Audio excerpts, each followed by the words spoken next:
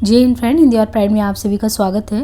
Friends, यहाँ पे हम यूजीसी नेट पाठ्यक्रम सेकंड पेपर में देखें तो यूनिट 7 जो है कहानी विधा से संबंधित यूनिट है और उसमें आज जो हम कहानी देखने वाले हैं वो है दुनिया का सबसे अनमोल रतन, जो कि मुंशी प्रेमचंद जी द्वारा रचित कहानी है।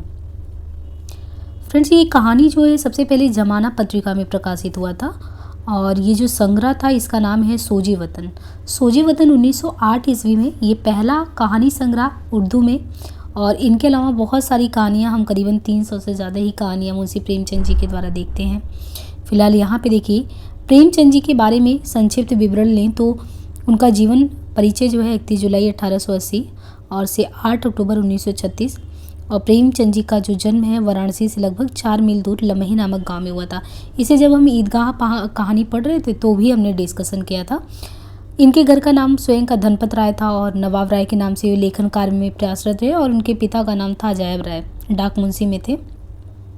इनकी कुछ कृतियों पे बात करें तो ये सेवा सदन, जो कि बजारे हुस्न के नाम से लेखन में जब ये पदार्पण करते हैं 1914 में, और प्रकाशन 16 में होता है, और प्रेमाश्रम जो है 1918 में।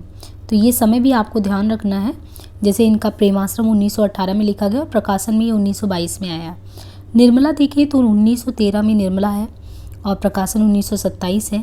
रंगभूमि 1924 से 25, कायाकल्प का जो समय है ये 1916 है। इनकी कहानियों में जो इनकी पहली कहानी है वो है संसार का अनमोल रतन। तो हम ये देख रहे हैं ना कि दुनिया का सबसे अनमोल रतन, तो 1907 में ये देखिए तो जमाना पत्रिका में ये छपा था, और बाकी ये सोजे वतन में 1908 में उर्दू कहानी संग्रह के रूप में फिर छपा था। इतनी जो कहानियाँ इनके द्वारा लिखी गई 300 कहानियाँ, तो उसको भागों में विभक्त कर दिया गया, जैसे मानसरोवर के खंड करके ये 8 खंडों में विभक्त इनकी 300 कहानियाँ। ईदगाह कहानी इनकी बहुत ही प्रमुख कहानी थी, हमारे पाठ्यक्रम में भी है, इसके प्रीवियस के लेक्चर में मैंने वही कवर किया था। तो ईदगाह कहानी जो है ये चांद पत्रिका में छपा था। बाकी कुछ नाटकों में भी इन्होंने अपनी लेखनी चलाई थी, जैसे संग्राम है 1932 में, करबला 1924 में है, प्रेम की वेदी 1933 में है। बाकी मुंशी प्रेमचंद जी के द्वारा जो पत्र पत्रिकाओं में संपादकीय कार्य किया गया वो हंस पत्रिका है। इनके अलावा हंस के अलावा जागरण में भी थे। ये जो इसके दुनिया व हुब्बे वतन, ये सांसारिक प्रेम और देश प्रेम, यहाँ पे कुछ ये जिक्र होगा, आपको ये नाम से परिचित होना चाहिए कि इसके दुनिया व हुब्बे वतन, ये इसका क्या मतलब होता है।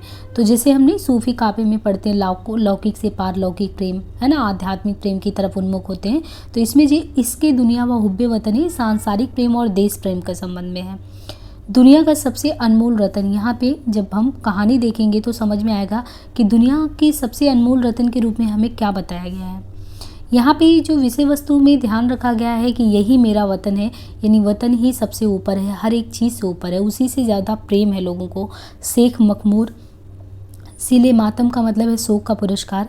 प्रेमचंद जी की इस कहानी संग्रह को ब्रिटिश सरकार ने सिडिशन, यानी उस समय आप देखते थे कि अंग्रेज़ों के खिलाफ जब भी कुछ आप लेखन में कार्य करते तो उसको चार्ज लगा के, सिडिशन का चार्ज लगा के वो जब्त कर लेते थे। तो मुंशी प्रेमचंद जी के द्वारा देशभक्ति से उत्प्रोत जब भी लेखन कार्य में उन्मुख हुए तो वो चीज़ें जब्त कर ली जाती थी। सोजे वतन की प्रति थी वो भी जब्त कर ली गई थी। यहाँ पे प्रतिपाद्य इस कहानी का है कि रूपवती दिलफरेब और उनके प्रेमी दिलफिगार की इस अलिफ लैला की किस्सेनुमा कहानी में अंत में दिखता क्या है, देश प्रेम और देशभक्ति की भावना। प्रेम के आदर्श स्वरूप एवं पवित्रता का चित्रण हमें इस कहानी में मिलता है। बाकी यहाँ पे 3 अनमोल रतन का जिक्र किया गया है, जिनमें है पवित्र आशु, सती की चिता की राख, तीसरा है देश की सेवा में कुर्बान सिपाही के खून का जो आखिरी कतरा होता है वो भी। इनके अलावा मिनोसवाद शहर इटली का भी चित्रण देखने को मिलता है। यहाँ पे देखिए जो मुख्य पात्र के रूप में है वो दिलफरेब है। दिलफरेब कौन है? सौंदर्य की देवी। दिलफिगार जिसे प्रेम करता है, यानी दिलफरेब से दिलफिगार जिससे प्रेम करता है वो दिलफरेब है, और वो सौंदर्य की देवी है और मिनोसवाद की मल्लिका है। दिलफिगार को दुनिया का सबसे अनमोल रतन लाने को कौन कहती है? दिलफरेब। वो अपने प्रेम की परीक्षा लेती है, दिलफिगार से ये कहती है यदि आप सच में प्रेम करते हो तो मैं जानना चाहती हूँ कि जो भी मैं कहूँ क्या वो आप कर सकते हो। तो ऐसे बहुत सारे इनको चैलेंजेस देती है जिसमें ये बीट करते हैं। तो ये पूरा कथानक उसी पे गढ़ा गया और अंततः आपको देश प्रेम की बात बताई जाती है। तो एक तो दिलफिगार जिसे वो प्रेम करते हैं, मिनोसवाद की मल्लिका दिलफिगार को दुनिया का सबसे अनमोल रतन लाने को कहती है। अंत में दिलफिगार द्वारा अनमोल रतन लाने पर क्या कहती वो कि आज से तू मेरा मालिक है और मैं तेरी लौंडी। तो इस तरीके से देखिए शब्दों का भी प्रयोग इन्होंने अलग तरीके से किया है। इसमें दिलफिगार ये दिलफरेब का सच्चा प्रेमी होता है, दुनिया का सबसे अनमोल रत्न ढूंढ कर यही लाता है। कुछ गौड़ पात्रों की बात करें तो जो प्रमुख नहीं है गौड़ पात्र हैं, लेकिन जो है आपको कहानी में देखने को मिलेंगे। जैसे काला चोर, ये सैकड़ों आदमियों का कातिल है काला चोर, जिसे फांसी दे जाने से पूर्व उसकी अंतिम इच्छा के रूप में एक बालक से मिलने दिया जाता है। तो होता नहीं कि कभी भी आप देखिए जब भी फांसी दी जाती है तो जो मरते हुए व्यक्ति हैं उससे उनकी इच्छा पूछी जाती है। तो यहाँ पे जो काला चोर है उससे पूछा जाता है कि आपकी अंतिम इच्छा क्या है। तो ये इसका यहाँ पे जिक्र आता है काला चोर का। तो एक गौण पात्र है, प्रमुख कहानी नहीं है लेकिन कहानी में ये आया हुआ पात्र है। पहले ये अनमोल रत्न के रूप में इसी का आंसू जो है दिलफिगार अपनी दिलफरेब के पास लेकर जाता है। दूसरा एक बुजुर्ग का जिक्र आता है। हरा अमामा बांधे एक बुजुर्ग एक हाथ में तस्बीह और दूसरे में लाठी ले आता है। दिलफिगार को पूरब की ओर हिंदुस्तान भेजता है। सिपाही का जिक्र है, ये हिंदुस्तानी का सच्चा राजपूत सिपाही जो अपने देश के लिए बहादुरी से जान देता है। दिलफिगार दुनिया का सबसे अनमोल रत्न उसी सिपाही के आखिरी रक्त का कतरा लाते हुए समझती है। बाकी युवती है, युवती के मृत पति का यहाँ पे जिक्र है। तो अब हम जो है यहाँ पे जो है पात्र परिचय ले लिए हैं, हम कथानक को देखते हैं, क्योंकि कथानक जब तक आप नहीं पढ़ेंगे तो आपको पूरी कहानी समझ में नहीं आएगी। देखिए दुनिया का सबसे अनमोल रत्न जो कि प्रेमचंद जी की पहली कहानी मानी जाती है। हिंदी, अंग्रेजी, उर्दू, फारसी, बांग्ला, गुजराती और मराठी के जानकार थे मुंशी दया नारायण निगम। ये कानपुर से प्रकाशित होने वाली एक पत्रिका थी जमाना। तो जमाना के संपादक कौन थे? दयाराम नारायण निगम। इनका नाम ध्यान रखना आपको कि जमाना के संपादक भी थे, तो ऐसे भी क्वेश्चन आ सकता है। इन्होंने ही प्रेमचंद की कहानी जो थी दुनिया का सबसे अनमोल रत्न को 1907 में अपनी पत्रिका में स्थान दिया। उन्होंने ही नवाब राय को प्रेमचंद नाम दिया। तो कितने क्वेश्चन आपके यहाँ से तैयार हो गए कि दया नारायण निगम कौन है? जो जमाना पत्रिका निकलता था उनके संपादक थे। उन्होंने ही अपॉर्चुनिटी दी किसको? प्रेमचंद को, और उनकी जो कहानी थी दुनिया का सबसे अनमोल रत्न उसको अपनी पत्रिका में स्थान दिया। और उन्होंने ही क्या किया? प्रेमचंद को नवाब राय नाम दिया। जमाना पत्रिका के बाद ये कहानी जो है उर्दू कहानी संग्रह सोजे वतन में कब निकली? तो 1908 में निकली। वहाँ 1907 है। सन बहुत ध्यान से रखिए क्योंकि बहुत ही ऑब्जेक्टिफाई क्वेश्चन आते हैं, तो इसलिए एक एक चीज़ों पे बारीकी से ध्यान देना आपको। 1907 में हमने पहले जिक्र किया था, 1908 जो है ये इनका सोजे वतन में जब ये कहानी संकलित होता है। इस कहानी संग्रह में यानी सोजे वतन में कुल 5 कहानियों को स्थान मिला, जिसमें दुनिया का सबसे अनमोल रत्न, शेख मखमूर, यही मेरा वतन है, शोक का पुरस्कार और सांसारिक प्रेम। इस कहानी संग्रह के कारण ही प्रेमचंद को कोप का भाजक बनना पड़े, यानी ये 5 कहानियों को उसका स्थान मिला था, लेकिन जो सोजे वतन अपने वतन से प्रेम करने का एक नहीं, उस समय के प्रोत्साहन की बहुत ज़रूरत होती थी। जब हम पे ब्रिटिशर्स का राज था उस समय आप सोचिए कुछ भी उनके खिलाफ लिखना और अपने देश के लिए मर मिटने के लिए कुछ लिखना, तो ये अंग्रेज़ों के लिए समझिए कि बहुत बड़ा वो हो जाता था अभिशाप के तरीके से। वो उस चीज़ को बिल्कुल बाहर नहीं आने देते थे, तो सोजे वतन को इसीलिए जब्त कर लिए थे लोग। इस संदर्भ में मुंशी प्रेमचंद जी ने बनारसी दास चतुर्वेदी के प्रश्न के उत्तर के देने क्रम में कहा, मैंने 1907 में गल्प लिखना शुरू किया और सबसे पहले 1908 में मेरा सोजे वतन जो 5 कहानियों का संग्रह है वो जमाना से निकला था, यानी जमाना प्रेस से निकला था। पर उसे हमीरपुर का जो कलेक्टर था वो मुझसे लेकर जलवा दिया था। उनके ख्याल से जो मैंने लिखा था वो विद्रोहात्मक था। हालांकि तब से उसका अनुवाद कई संग्रहों और पत्रिकाओं में निकल चुका है। ये कहानी जो लिखी गई है वर्णनात्मक शैली में लिखी गई और उर्दू शब्दावलियों की बहुलायत में प्रयोग आपको देखने को मिलेगा। प्रेमचंद जी की मैक्सिमम आप कहानियाँ देखेंगे तो उसमें ये नहीं है कि बहुत ही बधा बधाया बहुत ही संस्कृत शब्दावली दे जो आपके ऊपर से उड़ जाए। मतलब हर एक सामान्य से सामान्य व्यक्ति जो है उनकी कहानियों को आत्मसात कर सकता है। कहानी की विषय वस्तु पे गौर करें तो कहानी सच्चे प्रेमी के प्रेम की परीक्षा की कहानी है। अनमोल रत्न के रूप में देशभक्त का चित्रण है। इस कहानी में प्रेम के लिए संघर्ष का चित्रण है और कहानी का अंत भी बहुत ही अगर आप देखें तो सुखद ही होता है, क्योंकि दिलफरेब जो है दिलफरेब और दिलफिकार की कहानी, तो दोनों मिल जाते हैं। और ये कहानी देखिए उस समय आप देखिए 1905 बंगाल विभाजन का समय, अगर आप हिस्टोरिकल पर्सपेक्टिव से देखें तो 1905 है ना, बंगाल विभाजन हो रहा है। 1907 आप देख रहे हैं कि इधर सूरत का अधिवेशन, तो फिर पता लग रहा है कि कन्फ्लिक्ट हो रहा है। तो मतलब 1915 से पहले की जो स्थिति देखेंगे तो वो चरम थोड़ा सा आपको दिख रहा होगा कि स्वतंत्रता आंदोलन में भी लोग कूद रहे हैं। और ऐसी पृष्ठभूमि में तत्कालीन स्वतंत्रता आंदोलन को एक नई दिशा देने के काम करते थे जो भी हमारे हिंदी साहित्य के साहित्यकार थे, तो वो एक दिशा देने का प्रयास करते थे। कहानी के पात्र के बारे में हमने बताई, दिलफिकार, दिलफरेब, कालाचोर, एक बुजुर्ग। अब सारांश पे आते हैं, ध्यान से सुनिए सारांश। मुझे उम्मीद है कि इतना जो बताया जा रहा है ना, कि इससे अगर कहानी से क्वेश्चन आएगा आपका बाहर नहीं जाएगा, बशर्ते आपको एक एक चीज़ों पे ध्यान देना है। इसके बाद आपको असिस्टेंट प्रोफेसर वाली प्लेलिस्ट से जाके क्वेश्चन कहानी विधा का सॉल्व कर लेना है। देखिए कहते हैं कि दिलफिकार एक कटीले पेड़ के नीचे दामन चाक किए बैठा हुआ खून के आंसू बहा रहा था। यानी वो अपनी प्रेमिका से जो प्रेम करता था, दिलफिकार, दिलफरेब से, तो उसे कुछ समझ में नहीं आ रहा था। वो एक कटीले पेड़ के नीचे दामन चाक किए बैठे हुए खून का आंसू बहा रहा था। वह सौंदर्य की देवी यानी मलका दिलफरेब का सच्चा और जान देने वाला प्रेमी था। उन प्रेमियों में नहीं जो इत्र फुलेल में बसकर और शानदार कपड़ों से सजकर आशिक के वेश में माशूकियत का दम भरते हैं, बल्कि उन सीधे साधे भोले भोले फिदाइयों में, यानी भोले वाले फिदाइयों में, जो जंगल और पहाड़ों से सर टकराते हैं और फरियाद मचाते फिरते हैं। दिलफरेब ने उसे कहा था कि अगर तू मेरा सच्चा प्रेमी है तो जा और दुनिया की सबसे अनमोल चीज़ लेकर मेरे दरबार में आ।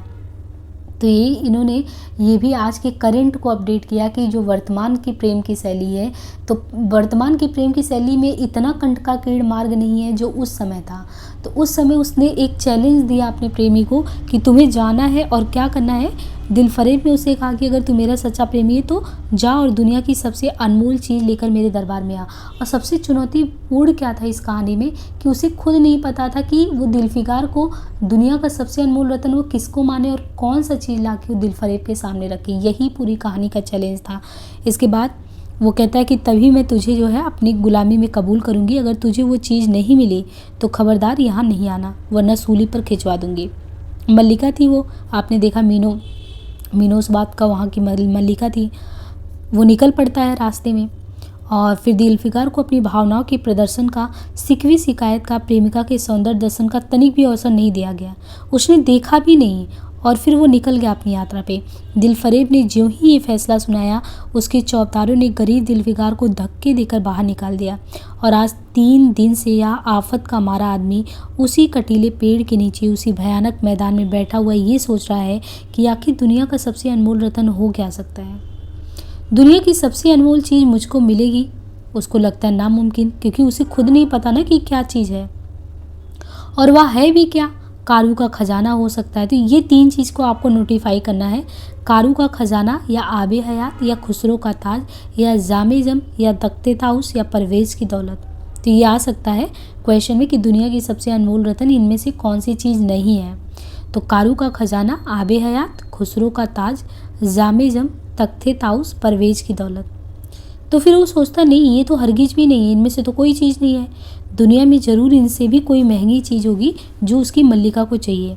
इनसे भी अनमोल चीज़ें मौजूद होगी, मगर वो करे तो करे क्या, वो कहाँ मिलेगी, कैसे मिलेगी, या खुदा मेरी मुश्किल क्यों कर आसान होगी। दिलफिकार इन्हीं ख्यालों में चक्कर ही खा रहा था और अकल कुछ उसका काम भी नहीं कर रहा था। मुनीर सामी को हातिम सा मददगार मिल गया। काश कोई भी ना भी मददगार होता। काश मुझे भी उस चीज़ का जो दुनिया की सबसे बेशकीमत चीज़ है नाम बतला दिया जाता। भला से वह चीज़ें हाथ ना आती, मगर मुझे इतना तो मालूम हो जाता कि वह किस किस्म की चीज़ है। मैं घड़े बराबर मोती की खोज में जा सकता हूँ। मैं समुंदर का गीत, पत्थर का दिल, मौत की आवाज़ और इनसे भी ज़्यादा बेनिशान चीज़ों की तलाश में कमर कर सकता हूँ, मगर दुनिया की जो सबसे अनमोल चीज़ है ये तो मेरी कल्पना की उड़ान से भी बहुत ऊपर है। आसमान पर तारे निकल आए थे। दिलफिकार एकाएक खुद का नाम लेकर उठा और एक तरफ को चल खड़ा हुआ। भूखा प्यासा, नंगे बदन, थकन से चूर, वह वर्षों वीरानों और आबादियों की खाक छानता फिर तलवे कांटों से छलनी हो गए। शरीर में हड्डियां ही हड्डियां दिखाई देने लगी, मगर वह चीज़ जो दुनिया की सबसे बेशकीमती चीज़ थी उसे नहीं मिली और उसका उसे कुछ निशान तक नहीं मिला। एक रोज़ वह भूलता भटकता एक मैदान में जा निकला जहाँ हजारों आदमी गोल बांधे खड़े थे। बीच में कोई अमामे और चोगे वाले डढ़ियल काजी अफसरी शान से बैठे हुए आपस में कुछ सलाह मशविरा कर रहे थे और इस जमात से एक सूली खड़ी थी। दिलफिगार कुछ तो कमजोरी की वजह से और कुछ यहाँ की कैफियत देखने के इरादे से ठिठक गया। क्या देखता है कि कई लोग नंगी तलवारें लिए एक कैदी को, जिसके हाथ पैर में जंजीरें थी, पकड़े चले आ रहे हैं। सूली के पास पहुंचकर सब जो सिपाही थे वो रुक गए और कैदी की हथकड़ियाँ बेड़ियाँ सब उतार ली गई। इस अभागे आदमी का दामन सैकड़ों बेगुनाहों के खून के छींटे से रंगीन था और उसका दिल नेकी के ख्याल और रहम की आवाज़ से जरा भी परिचित नहीं था। उसे काला चोर कहते हैं। तो पहली जो इसकी मुलाकात होती है, उसे लगा कि इस बंदे को फांसी हो रही है और उसकी अंतिम इच्छा उसे पूछी जा रही है। और आप देखेंगे कि कभी कभी इंसान का कैसे हृदय परिवर्तन होता है, तो जब उससे उसकी इच्छा पूछी जाती है तो ये बड़े ध्यान से गौर फरमाता है, देखता है कि वो क्या कह रहा है। तो वो चीख कर बोलता है, खुदा के वास्ते मुझे एक पल के लिए फांसी से उतार दो ताकि अपने दिल की आखिरी आरजू निकाल लूँ। तो लोग सोचते हैं काला चोर जिंदगी भर लोगों को मारा है, इसकी क्या इच्छा हो सकती है। तो सब ठहर कर देखने लगते हैं। ये सुनते ही चारों तरफ सन्नाटा हो जाता है। लोग अजम्मे में आकर ताकने लगे। काजियों ने एक मरने वाले आदमी की अंतिम याचना को रद्द करना उचित भी नहीं समझा और बदनसीब पापी काला चोर जरा देर के लिए फांसी से उतार लिया गया। इस भीड़ में एक खूबसूरत भोला भाला लड़का एक छड़ी पर सवार होकर अपने पैरों पर उछल उछल फर्जी घोड़ा दौड़ा रहा था और अपनी सादगी की दुनिया में ऐसा मगन था कि जैसे वह इस वक्त सचमुच अरबी घोड़े का सहसवार है।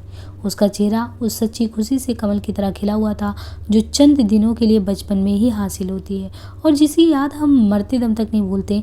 उसका दिल अभी तक पाप की गर्द और धूल से अछूता नहीं था और मासूमियत उसे अपनी गोद में खिला रही थी। तो आप यहाँ पे देखिए कि वो जो काला चोर है उसका हृदय परिवर्तन ही दिखाया गया है कि जैसे कोई भी नवजात शिशु होता है, बालक होता है, तो जब भी बाल्यावस्था होती है तो हमें इससे नहीं होता है कि दुनिया में माएँ हैं, कौन हमारा दुश्मन है, क्या है। मासूमियत तो यही चीज़ है ना कि हम अनजान है दुनिया से, अपने ही उसमें डूबे हैं। तो वो जो बचपना है उस बच्चे को, उस काले चोर को इतना ज़्यादा अपनी तरफ आकर्षित करता है कि वो उसको जाता है गोदी में लेके खिलाने लगता है। लोगों को लगता है ये काला चोर जो इतने सैकड़ों लोगों को मारा है, इसका कैसे ऐसा मतलब हृदय परिवर्तन हो सकता है, ये तो सभी को मारता है। और वो जाता है, बदनसीब काला चोर फांसी से उतरता है। हजारों आंखें उसी पर गड़ी हुई हैं। वो उस लड़के के पास आता है और गोद में उठाकर उसे प्रेम करने लगता है। उसे इस वक्त वह जमाना याद आया जब वो खुद ऐसा ही भोला भाला हुआ करता था, ऐसा ही खुश और खुर्रम और दुनिया की गंदगियों से ऐसा ही पाक साफ। माँ गोदियों में उसके खिलाती थी, लेके बाप बलाएं लेता था और सारा कुनबा जो है जान न्यौछावर करता था। काले चोर के दिल पर इस वक्त बीते हुए दिनों की याद का इतना असर हुआ कि उसकी आंखों से जिन्होंने दम तोड़ती हुई लाशों को तड़पते देखा और न झपकी आंसू का एक कतरा टपक पड़ा। तो दिलफिगार को लगा कि इससे ज़्यादा अनमोल चीज़ क्या हो सकता है दुनिया में, कि एक काला चोर का हृदय भी परिवर्तन हो सकता है। तो उसने आंसू का जो कतरा था वो अपना हाथ फैलाया और उस कतरे को रोक के अपनी दिलफरेब के पास आता है। उसे लगता है यही बेशक दुनिया में सबसे अनमोल चीज़ है, जिस पर तख्ते ताउस और जामेजम और आबे हयात और जरे परवेज ये सब न्यौछावर है। लेकिन यहाँ पे उसकी चुनौती कंप्लीट नहीं होती है। इस ख्याल से वो खुश होता है कि हमको तो कामयाबी मिल गई, अब दिलफरेब भी मिलेगी। कामयाबी की उम्मीद में सरमस्त दिलफिगार अपनी मासूका दिलफरेब के शहर मिनूशवाद को चला। मिनूशवाद, ध्यान रखिएगा, ये पूछा जा सकता है मिनूशवाद जो है किस कहानी में शहर आया था। मगर ज्यों ज्यों उसकी मंजिलें तय होती जाती थी उसका भी दिल बैठ जाता, क्योंकि उसे भी क्लियर नहीं था ना कि कौन सा चीज़ उसको ले जाना है। तो उसे लगा कहीं वो चीज़ हम गलत न ले जाएं, जिसे मैं दुनिया की हो सकता है बेशकीमती समझ रहा हूँ, वो दिलफरेब की आंखों में इसका कदर ही ना हो। तब तो मैं उस समय फांसी पर चढ़ा दिया जाऊँगा और इस दुनिया में नामुराद होऊंगा। लेकिन जो भी हो सो, वो तो अपनी किस्मत की आजमाइश के लिए वहाँ पहुँचा। आखिरकार पहाड़ और दरिया तय करते वो शहर मिनूसवाद में आ ही गया और दिलफरेब की ढेउड़ी पर जाकर विनती की और थकान से टूटा हुआ था। दिलफिगार खुदा के फजल से हुक्म की तालीम करके आया है और आपके कदम चूमना चाहता है। यानी अंदर आदेश जाता है, क्योंकि वो मिनूसवाद की मलिका थी तो उसे बताया गया दिलफिगार कुछ लेकर आया है। दिलफरेब ने फ़ौरन अपने सामने उसे बुला लिया और एक सुनहरे पर्दे की ओर से फरमाइश की कि बताओ वो अनमोल चीज़ पेश करो, क्या लेके आए हो। दिलफिगार ने आशा और भय की एक विचित्र मनाही स्थिति में वो बूध पेश की और उसकी सारी कैफियत बहुत पुरअसर लफ्ज़ों में उसने बयां की। दिलफरेब ने पूरी कहानी बहुत गौर से सुनी और वह भेंट हाथों में लेकर जरा देर तक गौर करने के बाद बोली, दिलफिगार, बेशक तूने दुनिया की एक बेशकीमती चीज़ ढूंढ निकाली है। तेरी हिम्मत और तेरी सूझबूझ की मैं दाद देती हूँ, मगर यह दुनिया की सबसे बेशकीमती चीज़ नहीं है। इसलिए तू यहाँ से जा और फिर से कोशिश कर। शायद अब की तेरे हाथ में मोती लगे और तेरी किस्मत में मेरी गुलामी लिखी हो।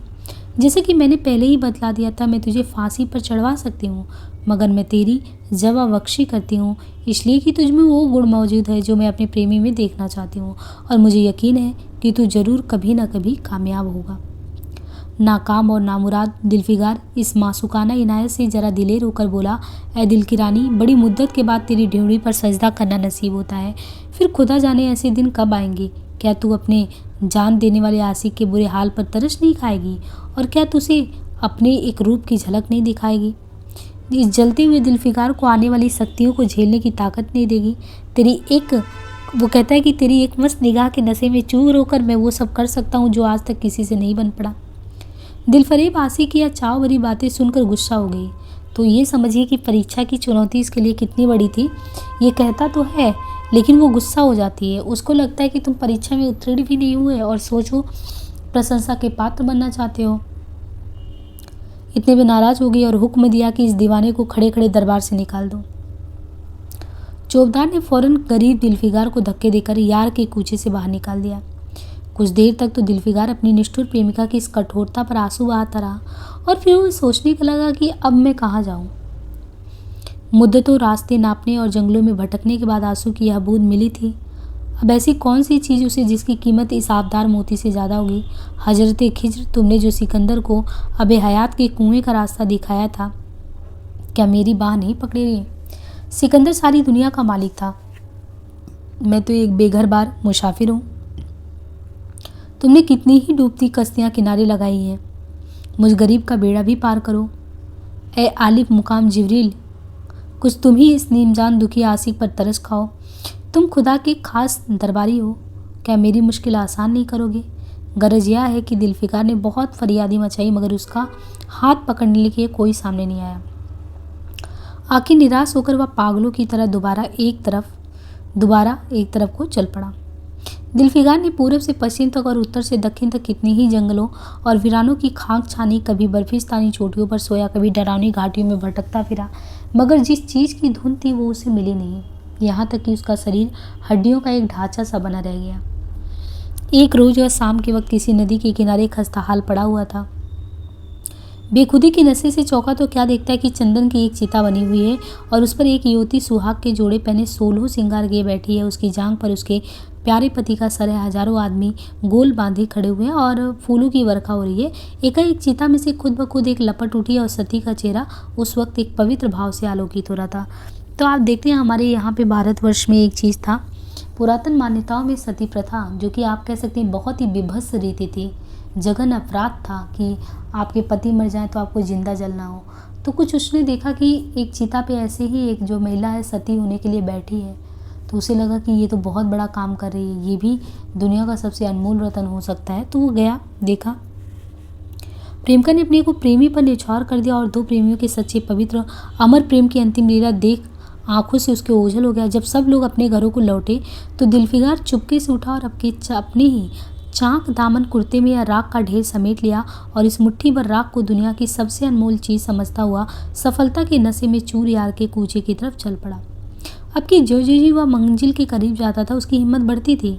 कोई उसके दिल में बैठा हुआ ये कह रहा था, अब की तो तेरी जीत निश्चय है। और इस ख्याल ने उसके लिए या उसके दिल के लिए जो सपने दिखाए उनकी चर्चा यहाँ व्यर्थ है। आखिरकार वह शहर मिनोसबाद में दाखिल हुआ और दिलफरेब की ऊंची ड्योढ़ी पर जाकर खबर दी कि दिलफिगार सुरखरू होकर लौटा है और हुजूर के सामने आना चाहता है। दिलफरेब ने जाबाज आशिक को फौरन दरबार में बुलाया और उस चीज़ के लिए जो दुनिया की सबसे बेशकीमती चीज़ थी हाथ फैला दिया। दिलफिगार ने हिम्मत करके उसकी चांदी जैसी कलाई को चूम लिया और मुट्ठी भर राख को उसकी हथेली में रख कर सारी कैफियत दिल को पिघला देने वाले लफ्ज़ों में कह सुनाई और अपनी सुंदर प्रेमिका के ओठों से अपनी किस्मत का मुबारक फैसला सुनने के लिए इंतजार करने लगा। दिलफरेब ने उस मुट्ठी भर राख को आंखों से लगा लिया और कुछ देर तक तो विचार के सागर में वो डूबे रहने के बाद बोली, एजान न्यौछावर करने वाले आशिक दिलफिगार, बेशक यह राख जो तू लाया है जिसमें लोहे को सोना कर देने की सिफत है, दुनिया की बहुत बेशकीमती चीज़ है, लेकिन मैं सच्चे दिल से तेरी आसान मंद हूँ कि तूने ऐसी अनमोल भेंट मुझे दी, मगर दुनिया में इससे भी ज़्यादा अनमोल कोई चीज़ है। जा तू उसे तलाश कर और मेरे पास ले आ। मैं तहे दिल से दुआ करती हूँ कि खुदा तुझे कामयाब करे। ये कहकर वो सुनहरे पर्दे से बाहर आई और माशुकाना अदा से अपने रूप का जलवा दिखाकर फिर नज़रों से ओझल हो गई। एक बिजली सी कौंधी और फिर बादलों के पर्दे में वो छिप गई। अभी दिलफिकार के होश आवाज ठिकाने पर नहीं आ पाए थे कि चौबदार ने मुलामिया से उसका हाथ पकड़कर यार के कूचे से उसको निकाल दिया और फिर तीसरी बार वह प्रेम का पुजारी निराशा के हाथा समुद्र में गोता खाने लगा। दिलफिकार का हियाब छूट गया। उसे यकीन हो गया कि मैं दुनिया में उसी तरह नासाद और नामुराद मर जाने के लिए पैदा किया गया था और अब इसके सिवा और कोई चारा भी नहीं है कि किसी पहाड़ पर चढ़कर नीचे कूद पड़ूं ताकि मासूक के जुल्मों की फरियाद करने के लिए एक हड्डी भी ना रहे। वह दीवाने की तरह उठा और गिरता पड़ता एक गगनचुम्बी पहाड़ की चोटी पर जा पहुंचा। किसी और समय वह ऊंचे पहाड़ पर चढ़ने का साहस भी नहीं कर सकता था, मगर इस वक्त ये ऐसे ही होता है कि जब आप लगातार इस तरीके से प्रयास करो और विफलता जो है आपको बार बार हाथ लगती, सफलता नहीं अर्जित होती है। यही हाल जो है दिलफिकार के साथ हुआ। उसे लगता है अब मैं कौन सा बेशकीमती चीज़ ढूंढ के लाऊं, तो पहाड़ की ऊंची चोटी पे चढ़ जाता और वहां से कूदने का प्रयास करता है। ऐसे ऊंचे पहाड़ पर चढ़ने का वो ऐसे साहस नहीं करता, लेकिन वो होता नहीं कि फ्रस्ट्रेशन है और फिर सामने कोई रास्ता नहीं दिख रहा है। एक मामूली टेकरी से ज़्यादा ऊंचा नहीं नज़र नहीं आया। करीब था कि वो नीचे कूद पड़े कि हरे हरे कपड़े पहने एक आदमी उधर से आया, हरा मामा बाधे, एक बुजुर्ग के हाथ में तस्बीह और दूसरे हाथ में लाठी लिए हुए बरामदे में आया और उसने हिम्मत बढ़ाने वाले स्वर में बोला, दिलफिकार, नादान दिलफिकार, यह क्या बुजदिली जैसी तुम हरकत करे हो? तुम मोहब्बत का दावा करते हो, तुझे इतनी भी खबर नहीं कि मजबूत इरादा मोहब्बत के रास्ते की पहली सीढ़ी होती है। मर्द बनकर हिम्मत मत हार। पूरब की तरफ एक देश है जिसका नाम है हिंदुस्तान, वहाँ तुम जाओ और तेरी आरजू वहाँ पे पूरी होगी। ये कहकर हजरत खिज्र गायब हो गया। दिलफिकार ने शुक्रिया की नमाज अदा की और ताज़ा हौसले, ताज़ा जोश और अलौकिक सहायता का सहारा पाकर खुश खुश पहाड़ से उतरा और हिंदुस्तान की तरफ चल पड़ा। मुद्दतों तक कांटों से भरे हुए जंगल, आग बरसाने वाले रेगिस्तानों, कठिन घाटियों और अलंग पर्वतों को तय करने के बाद दिलफिकार हिंद की पाक सरजमी में दाखिल हुआ और एक ठंडे पानी के सोते में सफ़र की तकलीफें धोकर थकान के मारे नदी के किनारे लेट गया। शाम होते होते वह एक चटियल मैदान में पहुंचा जहां बेशुमार अधमरी और बेजान लाशें बिना कफन के पड़ी हुई थी। चील, कौवे और वहशी दरिंदे भी पड़े हुए थे और सारा मैदान जो है खून से लाल हो रहा था। तो अब देखें यहाँ पे यही था सोजे वतन में। आप देखें तो मुंशी प्रेमचंद जी ने किस तरीके से यहाँ पे आपको अपने वतन के प्रति प्रेम और यहाँ के जितने भी हमारे बॉर्डर पे सैनिक खड़े होते हैं, शहादत देते हैं, उनसे संबंधित यहाँ पे जिक्र किया है कि वहाँ पे बताया गया ना कि मिनोसबाद से आप जाओ और वहाँ पे आप देखोगे हिंदुस्तान की तरफ तो आपको ज़रूर कुछ दुनिया का अनमोल रत्न मिलेगा। तो यहाँ पे एक लड़ाई छिड़ी थी और लड़ाई में जो होता नहीं कि युद्ध में जब सैनिक मारे गए तो बदहवास है, कोई कहीं पे पड़ा है, किसी को कफन नहीं मिला, कुछ भी। अब यहाँ पे जब वो पहुँचता है, जब वो देखता है कि सारा मैदान ही खून से लथपथ है और बहुत ही भयानक दृश्य देखता है तो दिलफिकार का जी दहल उठता है। या खुदा, किसी मुसीबत में जान फंसी, मरने वालों का कराना, सिसकना और एड़ियाँ रगड़कर जान देना, दरिंदों का हड्डियों को नोचना और गोश्त के लोथड़ों को लेकर भागना, ऐसा हौलनाक सीन दिलफिकार ने कभी नहीं देखा था। एकाएक उसे ख्याल आया, ये तो लड़ाई का मैदान है और यह लाशें सुरमा सिपाहियों की हैं। इतने में करीब से कराहने की आवाज़ आई। दिलफिकार उस तरफ फिरा तो देखा कि एक लंबा तगड़ा आदमी, जिसका मर्दाना चेहरा जान निकलने की कमजोरी से पीला हो गया है, जमीन पर सर झुकाए पड़ा हुआ है। सीने से खून का फवारा जारी है, मगर आबदार तलवार की मूठ पंजे से अलग नहीं हुई है। दिलफिकार ने एक चीथड़ा लेकर घाव के मुंह पर रख दिया ताकि खून रुक जाए और बोला, ये जवामर्द तू कौन है? जवामर्द तू कौन है, बोल।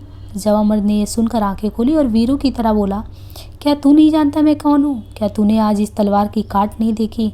मैं अपनी माँ का बेटा और भारत का सपूत हूँ। ये कहते कहते उसकी त्योरियों पर बढ़ पड़ गया और पीला चेहरा गुस्से से लाल हो गया और आबदार शमशीर फिर अपना जौहर दिखाने के लिए चमक उठा। दिलफिकार समझ गया कि यह इस वक्त मुझे दुश्मन समझ रहा है। वो नरमी से बोला, ये जवामर्द, मैं तेरा दुश्मन नहीं हूँ। अपने वतन से निकला हुआ एक गरीब मुसाफिर हूँ। इधर भूलता भटकता आ निकला। बराए मेहरबानी मुझसे यहाँ की कुल कैफियत बयान कर रहा है। ये सुनते ही घायल सिपाही बहुत मीठे स्वर में बोला, अगर तू मुसाफिर है तो आ और मेरे खून से तर पहलू में बैठ जा, क्योंकि यही 2 अंगुल ज़मीन है जो मेरे पास बाकी रह गई है और जो सिवाय मौत के कोई नहीं छीन सकता। अफसोस है कि तू यहाँ ऐसे वक्त में आया है जब तेरा आतिथ्य सत्कार करने के योग्य नहीं है।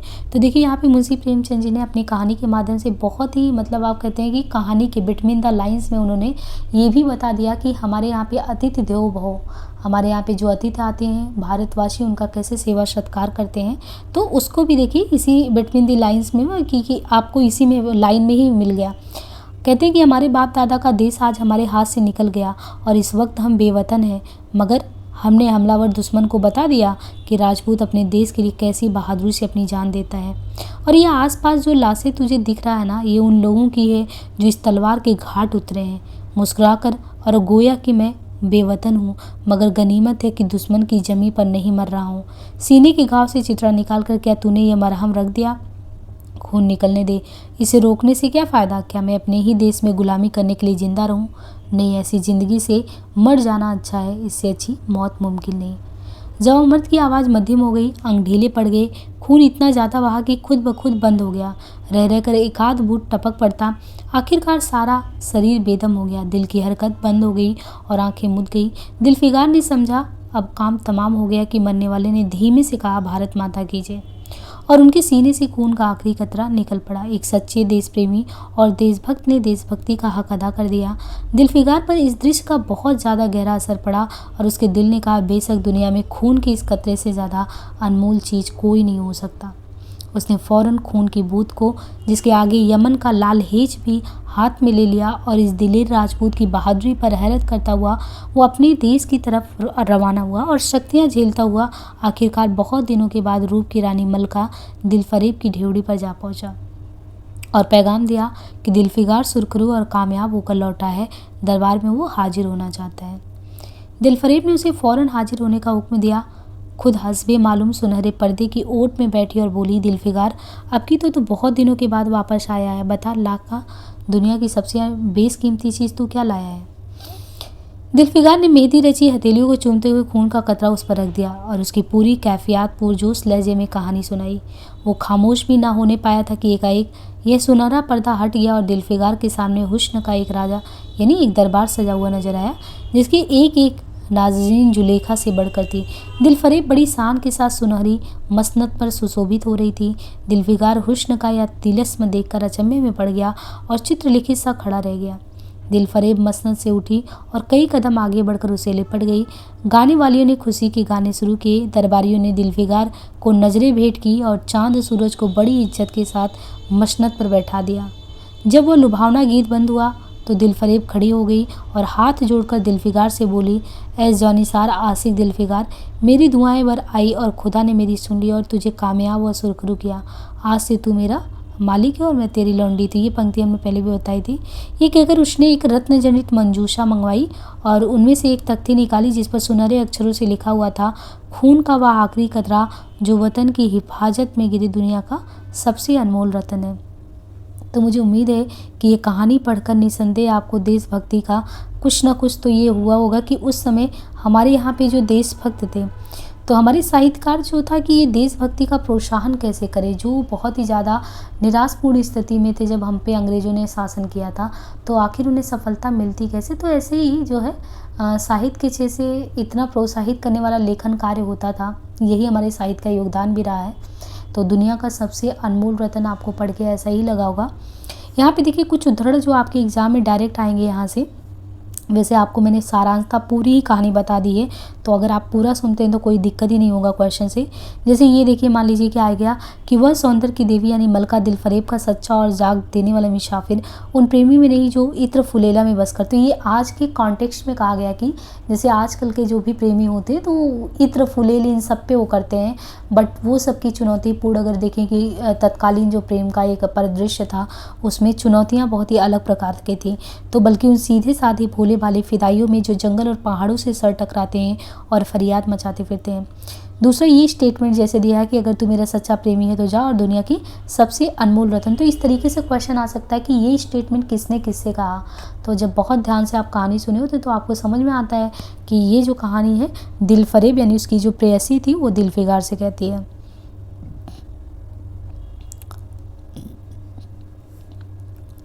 मुनीर सामी को हातिम सा मददगार मिल गया। काश कोई मेरा भी मददगार हो जाता। काश मुझे भी उस चीज़ का जो दुनिया की सबसे बेशकीमती चीज़ है नाम बतला दिया जाता। भला से वह चीज़ हाथ ना आती, मगर मुझे इतना तो मालूम हो जाता कि वो किस किस्म की चीज़ है। इसी तरीके से ये भी है इम्पॉर्टेंट कि आंसू का एक कतरा टपक पड़ा, दिलफिगार ने लपक कर उस अनमोल। तो ये किसने लिया था? तो ये जो है दिलफिगार ने ही लिया था आंसू का कतरा। क्या आपने रूप की एक झलक दिखाकर उसे जलते हुए दिलफिगार को आने वाली शक्तियों को झेलने की ताकत न देगी? तो ये दिलफिगार कहता है जब जाता है अपनी प्रेयसी के पास और वो मतलब दिखती नहीं है, तो कहता है कि तेरी एक मस्त निगाह के नशे से चूर होकर मैं वो कर सकता हूँ, यानी एक साहस मिल जाएगा। प्रेमिका ने अपने को प्रेमी पर न्यौछावर कर दिया और दो प्रेमियों के सच्चे पवित्र और अगर प्रेम की अंतिम लीला आंख से ओझल हो गई। फ्रेंड्स देखिए ये क्वेश्चन कैसे आते हैं, इसके लिए हमने आपको रिकमेंड किया ना कि असिस्टेंट प्रोफेसर वाली प्लेलिस्ट से जो कहानी विधा है वहाँ से प्रीवियस के क्वेश्चन सॉल्व करिए। जैसे आपको 21 कहानियाँ आपके पाठ्यक्रम में लगी हुई हैं, तो उनमें से मान लीजिए कि 4 कहानियों का नाम दे दिया, जैसे मान लीजिए ईदगाह दे दिया, अनमोल रतन दे दिया, चंद्रदेव से मेरी बातें दे दिया, और साथ में एक कहानी और भी दे सकते हैं, कोई भी दे दिया, दुलाई वाली दे दिया। अब मैंने ये स्टेटमेंट दे दिया और आपसे ये पूछेंगे ये स्टेटमेंट जो है वो किस कहानी से है, तो क्वेश्चन का पैटर्न इस तरीके से होगा। इसलिए आपको बहुत ही अच्छे से क्वेश्चन जो है कहानी से परिचित होना होगा। अब जैसे यहाँ पे दिया कि अजान न्यौछावर करने वाले आशिक दिलफिगार, बेशक है राग जो तू लाया है जिसमें लोहे को सोना कर देने की सिफत है, दुनिया की बहुत बेशकीमती चीज़ है। तो ये किसने कहा था? ये दिलफरेब ने कहा था।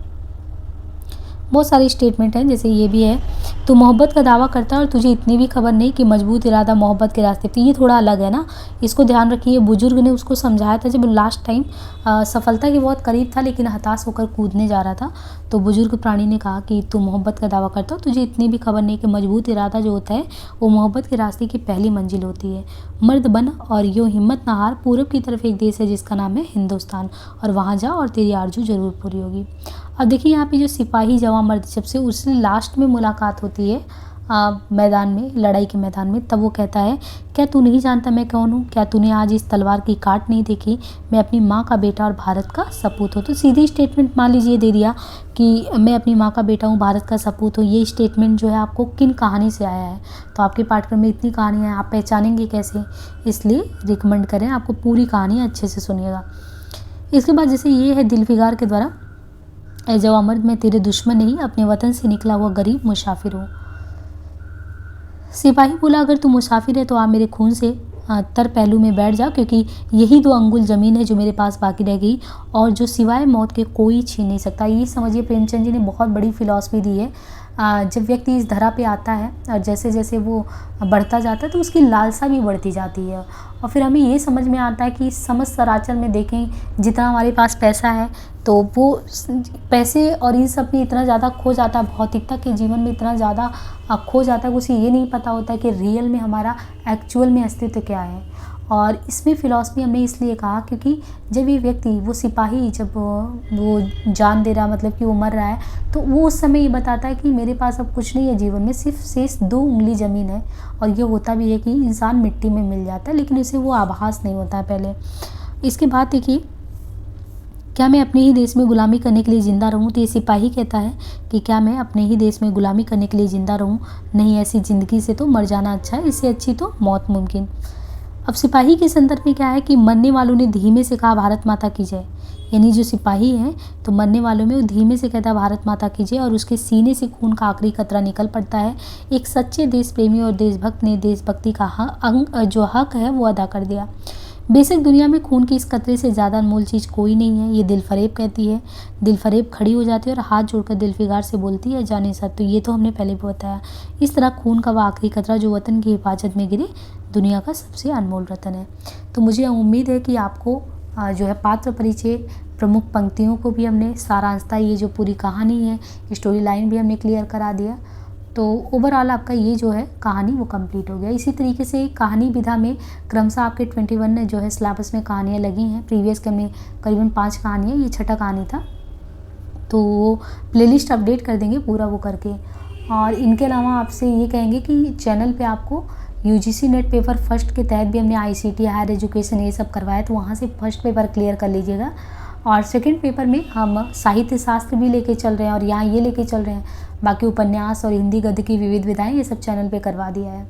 डिस्क्रिप्शन में आपको प्रोवाइड किया जाएगा टेलीग्राम का लिंक से आप जो है कनेक्ट हो जाइएगा टेलीग्राम पे। वहाँ पे काफ़ी स्टूडेंट है तो वहाँ पे अपडेट भी रहेंगे और डिस्कशन पार्ट में भी आप पार्टिसिपेट कर सकते हैं। तो आज के लिए इतना ही, मिलते हैं नेक्स्ट पार्ट में। धन्यवाद।